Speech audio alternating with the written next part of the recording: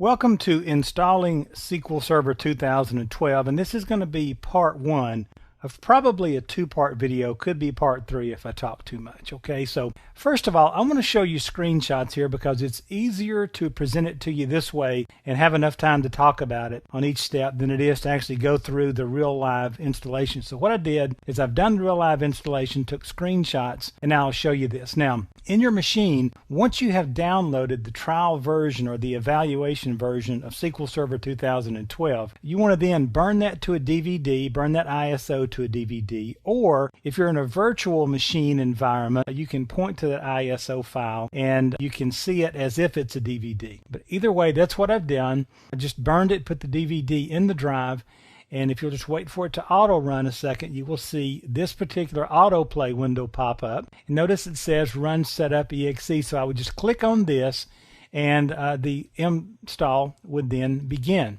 Now I want to show you this because on my install I got this. Now my operating system was Windows Server 2008 release 2, 64-bit, and it let me know here that my computer does not meet the minimum requirements on the operating system.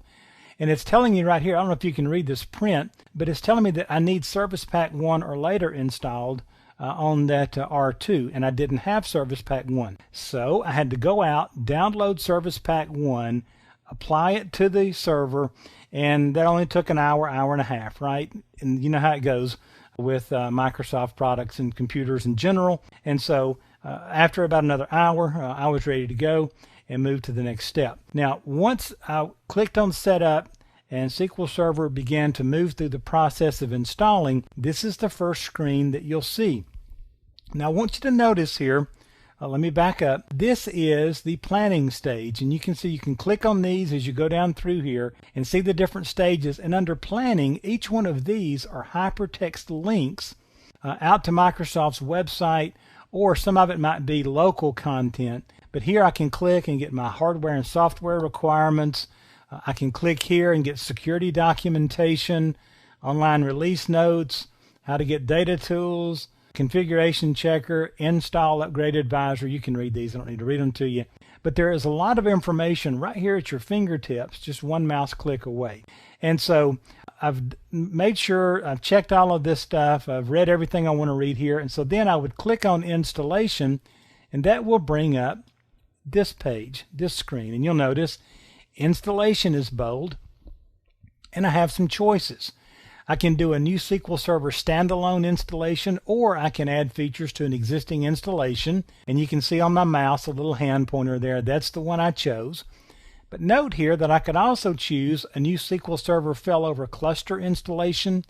I could add a node to a failover cluster that I have out there, or I could upgrade from SQL Server 2005, 2008, or 2008 R2 up to SQL Server 2012.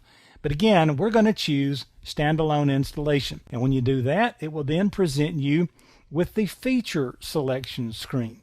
Now on feature selection, this is where you're going to decide which components you're going to install. And if you remember back on the video that was entitled System Hardware Requirements, I was trying to determine how much disk space I would need. And if you remember, it depended on the components that I installed. Well, this is where I choose what components I'm going to install right here.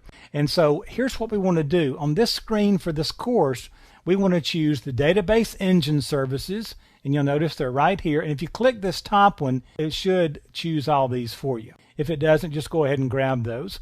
Then we want SQL Server data tools. They're a little bit farther down in the list under shared features here. And so we would click this box, and you'll see a little checkbox when you click in it. And then we will click documentation components, and this is will give us our documentation functionality, load our prerequisites to use online documentation. And then the management tools down here, and you will notice right here that there is a management tools basic and a management tools complete. Now when you click basic, it should click complete, but just make sure that you get both of these. All right, then you should have at this point chosen the features that you'll need for this course. You'll also notice down here, let me get my mouse back, there is some shared features directory for x86. Unless you have a good reason to change these, just leave them the way they are. Then you'll notice we'll move into what's called the installation rules. And SQL Server will go through and it will check, and notice we passed 2 checks. We didn't fail any, we didn't get any warnings, we didn't skip anything. And I can click on show details and see exactly what it was doing and exactly what it means, but I'll opted against that. And then we simply click, notice, let me back up there and show you. We'll click next right down here, and then we will proceed on to this screen. Now notice this is going to give me a recap of my disk space requirements, and what I want to do is stop right here. We'll end this at part 1. Join me in installing SQL Server 2012 part 2, and we will continue from this exact point.